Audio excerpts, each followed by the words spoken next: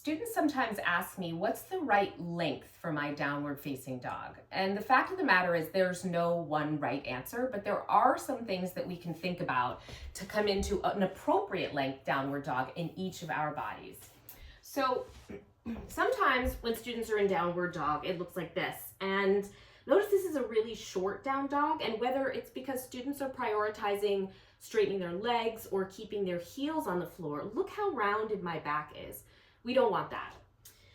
Something I also sometimes see is a pose that looks like this. In addition to the rounded back here, this is a really long stance, and it's actually not very sustainable, not very stable. So we want to avoid that as well. So a couple things to think about. One is we want to prioritize a long, flat back in downward facing dog. Really a straight line from the hands up to our sit bones. So think about that as you're coming into your down dog to find your leg. Also, remember you can keep your knees bent. That's okay to have that long, flat back. And it's also okay for the heels not to touch the mat. The action is back and down toward the mat, but they don't need to touch. The other thing to keep in mind is in down dog, we want to feel equal weight distribution between the arms and the legs. That's what gives the pose such stability, such sustainability. So try to look for that as you find length in your downward facing dog.